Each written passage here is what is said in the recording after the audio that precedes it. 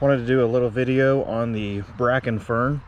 This is one of the few plants that I have a really difficult time remembering the Latin name, so I hope if I have a reason to say it a whole bunch of times, Pteridium Aquilinum, that I will end up remembering it. So here it is, Pteridium Aquilinum. So these are all over the Pacific Northwest. I've got a whole bunch here on my property. Here in my garden, I tried to transplant quite a few of them last year, and I found that they do not transplant very well.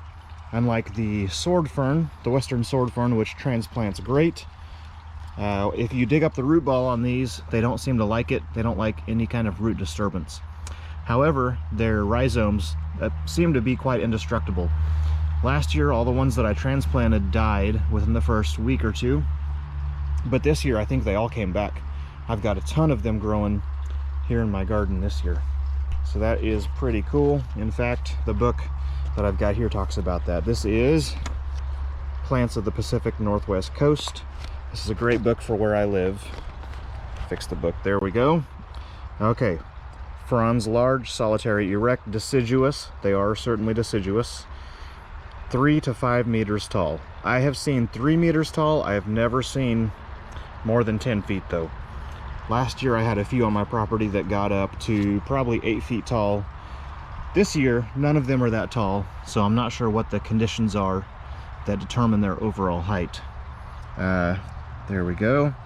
Leaves, blades are triangular, 2 to 3 times pinnate, and where does it say? Mostly opposite. Okay, so on this frond, it's pinnate because you've got leaves coming across, and then it's bipinnate because it's also got the leaflets going this way, but then it is tripinnate because each of those leaflets is also pinnate. So that's pretty cool.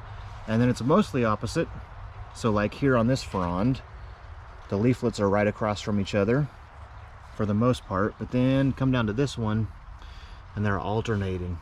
They're offset from each other. So that's pretty cool.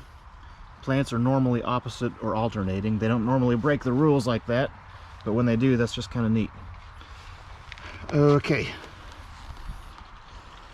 let's see. This cosmopolitan species is the world's most widespread fern. I did not know that. That is super cool. Occurs in a variety of habitats. Yes, it does. The rhizomes are deep, so it can survive even intense fires, and is often abundant on recently burned areas. That is certainly true. We have a lot of wildfires up here because our summers are so dry. And go drive anywhere in the Pacific Northwest along the highways, you'll see burnt out sections of road where the ditches and the hillsides are all burnt out, and they will be covered in bracken ferns. Seems like they're one of the first things to come back after a big fire.